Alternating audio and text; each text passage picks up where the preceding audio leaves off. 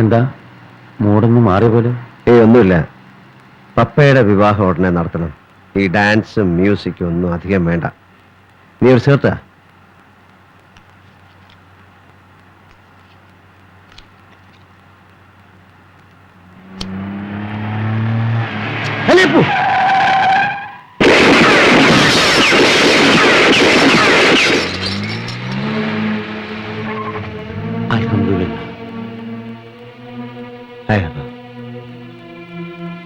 ഇതാരാ ഇവിടെ വന്ന് കളിക്കാൻ? ആരും ആവാം. യൂസഫ് ഷായുടെ പിള്ള. അവനെ ഇതിന് ധൈര്യം കാണിക്കൂ. നമുക്ക് പുറകെ വിട്ടാലോ? വേണ്ട, പപ്പ എത്തുന്നതിന് മുമ്പ് എനിക്ക് വീട്ടിലെത്തണം. രാവിലേക്ക് മുമ്പ് നീ ഗ്ലാസ് മാറ്റിയിട്ടേക്ക്. ഗ്രീൻ റൂമിൽ അവസാനത്തെ റഷ്. അതേട്ടനൊന്ന് കാണായിരുന്നു. എന്താ കൺഗ്രാചുലേറ്റ് ചെയ്യാൻ വരണവരുടെ തിരക്ക്. ആ പോപ്പ ഫാൻസ് ഒന്നുമല്ല. ആദ്യം വന്നത് കലാമണ്ഡലം പാർവതി ടീച്ചർ. ടീച്ചറുടെ ദുർമുഖത്ത് നിന്ന് ഒരു അപ്രീസിയേഷൻ കേൾക്കാന്ന് വെച്ചാ കെട്ടിപ്പിടിച്ചാ പറഞ്ഞത് ഗംഭീരായ മോളെന്ന്. പിന്നെ നട്ടുവം ശേഷാറാവു സാർ, ഗോദവർമ്മ രാജ, രേവതി ഉണിത്തിരി, താര ആർട്ട് സെന്ററിലെ രാമമൂർത്തി കണ്ണു വീഴ്ചതാ ഇങ്ങനെ. ഒരു 2 സ്പൂൺ മുളക് പൊടി വാരിയിടണം. ആ രാമമൂർത്തിയുടെ കണ്ണിലോ? ദേവകിയമ്മയോട് പറഞ്ഞ രസത്തിന് എരിവ് പോരാ. എന്നിട്ട് കേക്കട്ടെ. ഏട്ടനൊന്നും ശ്രദ്ധിക്കുന്നില്ല. മതി, ബാക്കി ദേവകിയമ്മ ചെയ്തോളൂ. എത്രയായി രണ്ടുപേരോടും പറയുന്നു ഡൈനിങ് ടേബിളിൽ പോയിരിക്കാൻ. ഏട്ടന്റെ പപ്പക്കുട്ടി ഇന്ന് പ്രോഗ്രാം കഴിഞ്ഞ് ക്ഷീണിച്ചിരിക്കല്ലേ. അപ്പൊ ഏട്ടന്റെ കുട്ടിക്ക് ഇഷ്ടപ്പെട്ട തക്കാളി രസം, മെഴുക്ക് പുരട്ടി, ചുട്ടരച്ച ചമ്മന്തി, പിന്നെന്താ ദേവിയമ്മേ? പാവയ്ക്ക സാമ്പാർ.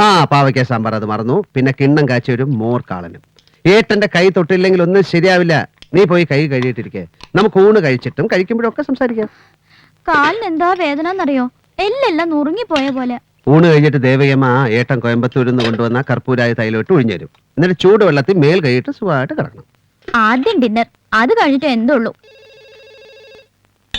ഹലോ, ആരാ?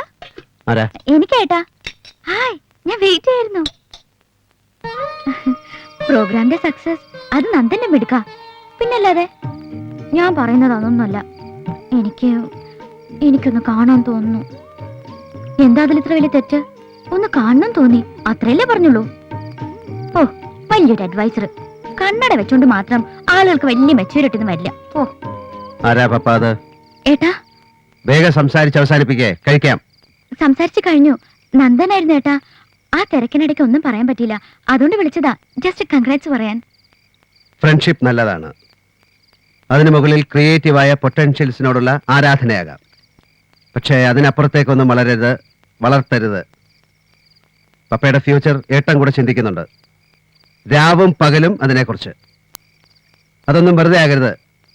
പപ്പയ്ക്ക് മനസ്സിലായോ?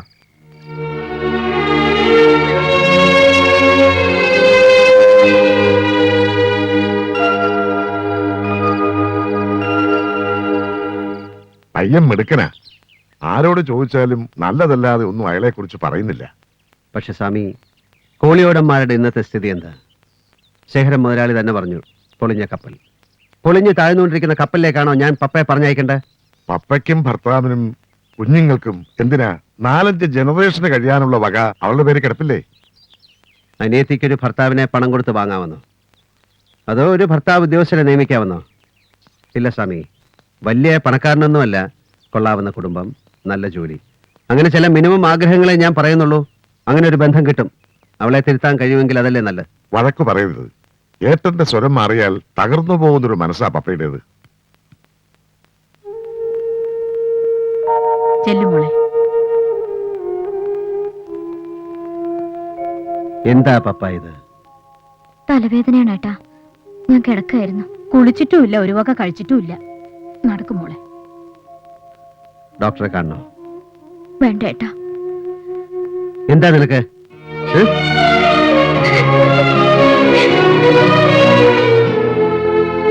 ഇത് എനിക്ക് സഹിക്കാൻ പറ്റില്ല സ്വാമി. അവളുടെ കണ്ണീര് കണ്ടാൽ, അവളെ കരയിച്ചിട്ട് പിന്നെ എന്താ നേടി കൊടുത്തിട്ടെന്താ? സേതു, എനിക്ക് ആ പയ്യനെ, നന്ദനെ ഒന്ന് കാണണം.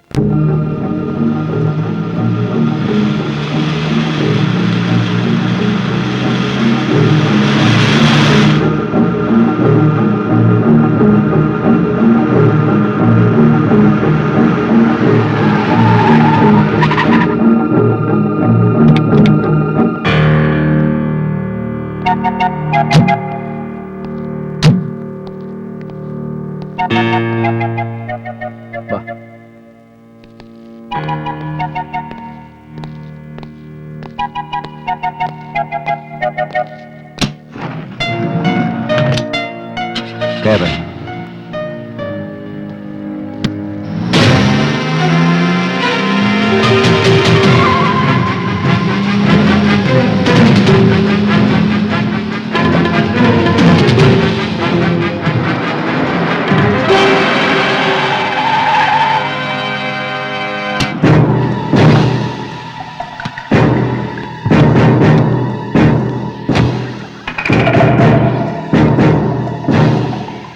വാ.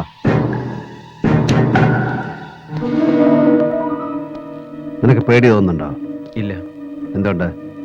ഞാൻ തെറ്റൊന്നും ചെയ്തിട്ടില്ല. തെറ്റും ശരിയും ആപേക്ഷികമാണ്. നിന്റെ തെറ്റ് എനിക്ക് ശരിയാവാം, എന്റെ ശരി നിനക്ക് തെറ്റായി കാണാം.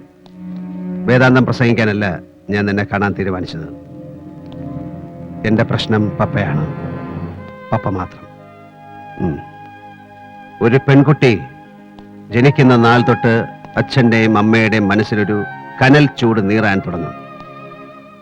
പ്രാപ്തനെന്ന് തോന്നുന്ന ഒരാളെ കണ്ട് കയ്യിലേൽപ്പിച്ച് അവളെ പടിയിറക്കുമ്പോഴാണ് തീയണയുന്നത്. പക്ഷെ വിധിയുടെ കള്ളക്കളി പോലെ ഒട്ടും ദയ കാണിക്കാതെ, തിരിഞ്ഞൊരു വട്ടം പോലും നോക്കാതെ, ജന്മം കൊടുത്ത് ഊട്ടി വളർത്തി വലുതാക്കിയവരുടെ നെഞ്ചിലെ കനലിലേക്ക് ഒരു പെട്ടി വെടിമരുന്ന് വാരി എറിഞ്ഞിട്ട് ഏതെങ്കിലും ഒരു പന്ന നായിന്റെ മോന്റെ കൂടെ ഒരു ദിവസം അവൾ ഇറങ്ങിപ്പോവും. പറയാം, പ്രസംഗിക്കാം ആദർശങ്ങൾ, കാലണയ്ക്ക് വില പോലും ഇല്ലാത്ത പുരോഗമന ആശയങ്ങൾ. അവൾ ഇൻഡിവിജ്വലാണ്. അവളുടെ ലൈഫ്, ഡ്രീംസ്, അവളുടെ ഫ്യൂച്ചർ തേങ്ങാ കൊലയാണ്.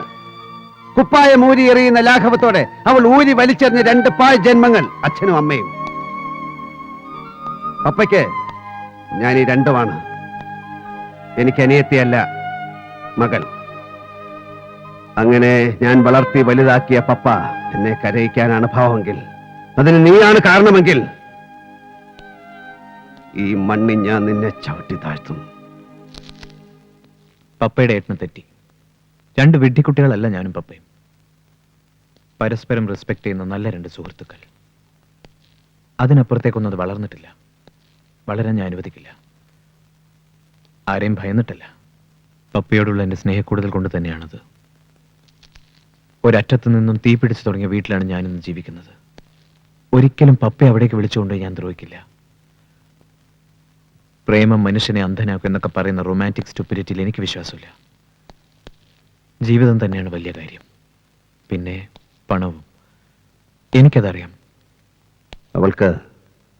അവൾക്ക് പിന്മാറാനാവില്ല എന്ന് പറഞ്ഞാൽ?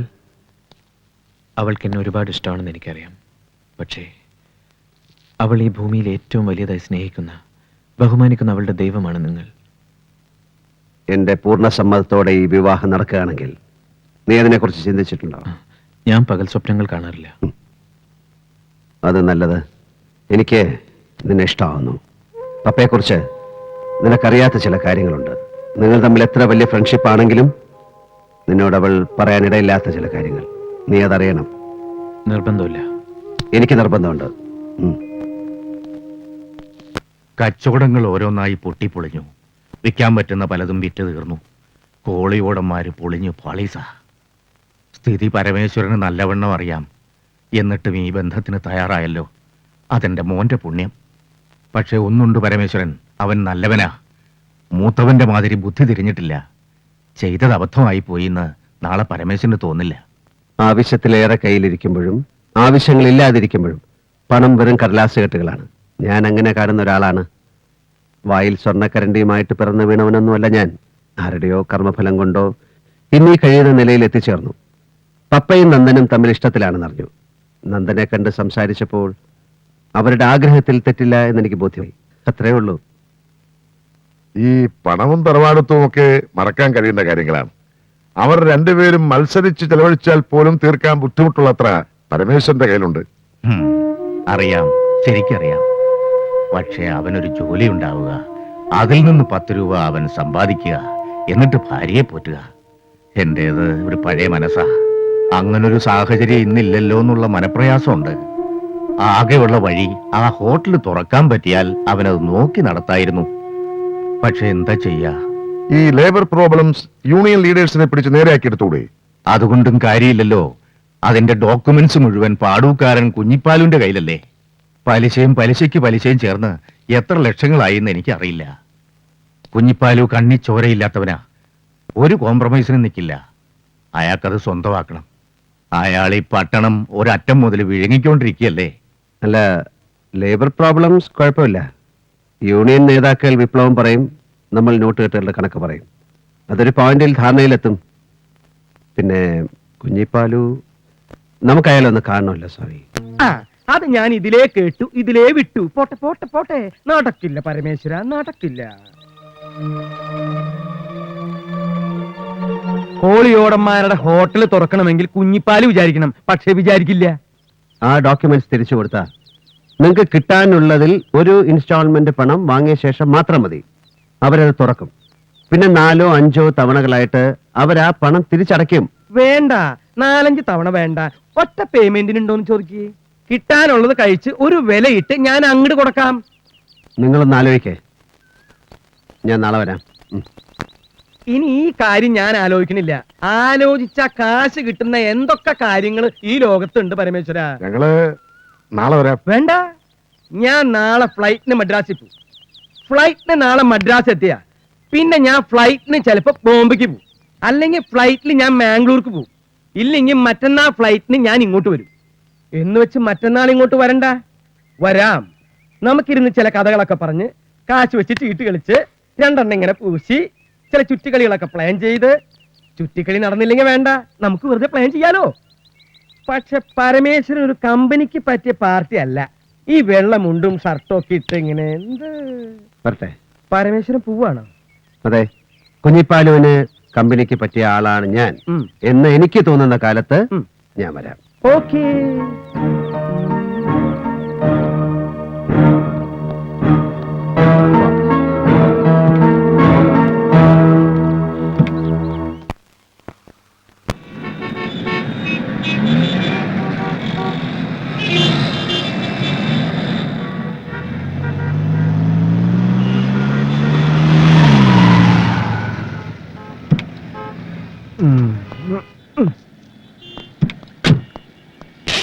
അയ്യോ, ക്ലീൻ കറോ.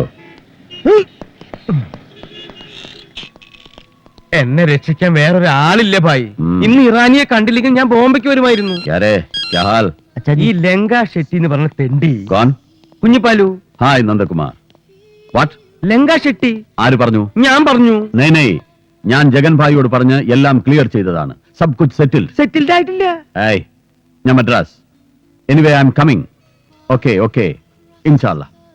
ചില്ലറ കോളാണെങ്കിലും ഞാൻ വിട്ടുകളയും. ഇത് എന്റെ ഇറാനി 25 കിലോ ഗോൾഡാ. ഗോൾഡിന് പഴയ ഗുണമൊന്നുമില്ല, എന്നാലും. ആ ഇറാനി ஐயா இருக்கா? சரி ஒண்ணு பண்ணு, திருப்பி கூப்பிட சொல்லு. ഇങ്ങോട്ട് വരാൻ പറ.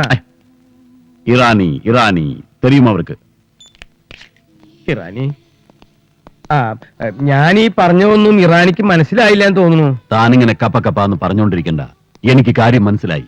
എടോ, ഇന്ന് ഇന്ത്യയിൽ നമ്പർ 2 ബിസിനസ് ചെയ്യുന്ന ടോപ്പ് പാർട്ടീസിനെയാണ് താൻ ഇവിടെ കാണാൻ പോകുന്നത്. അതിൽ ഞാൻ തന്നെ പരിചയപ്പെടുത്തുന്ന ആളിന് മാത്രമേ ഇക്കാര്യത്തിൽ തന്നെ സഹായിക്കാൻ പറ്റൂ. പിന്നെ ആ മനുഷ്യനോട് സംസാരിക്കുമ്പോൾ സൂക്ഷിക്കണം, നല്ല റെസ്പെക്ട് വേണം.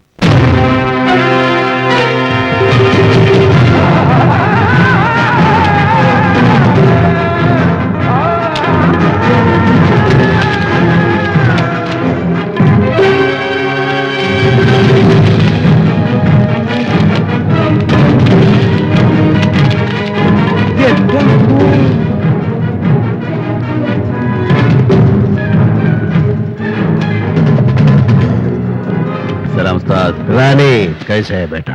Fine, happy. Very good. Parameswaran. Parameswara, അല്ല ഇത് എന്ത് വേഷം? ആളാകെ മാറിയില്ലോ. എപ്പ എത്തി മദ്രാസില്? പറഞ്ഞില്ലല്ലോ, അല്ലെങ്കിൽ നമുക്ക് ഒരുമിച്ച് ഫ്ലൈറ്റ് വരാമായിരുന്നു. ഈ മംഗോളിയൻ മുഖമുള്ള കുള്ളൻ. കുഞ്ഞിപ്പാലു, സ്വർണ്ണ കച്ചവടക്കാരൻ കുഞ്ഞിപ്പാലു. എടോ, ഏത് പരമേശ്വരൻ? തന്നോട് ഞാൻ പറഞ്ഞതല്ലേ സംസാരിക്കുമ്പോൾ സൂക്ഷിക്കണം, നല്ല റെസ്പെക്ട് വേണമെന്നൊക്കെ. പോടോ. സോറി ഉസ്താദ്, ഗോൾഡ് ബിസിനസ് ചെയ്യുന്ന ഒരു കിഴങ്ങനാ. സോറി, എന്റെ നാട്ടിൽ ഇതുപോലെ ഒരാളുണ്ട്. അയാളാണെന്ന് കരുതി പറ്റിയതാ.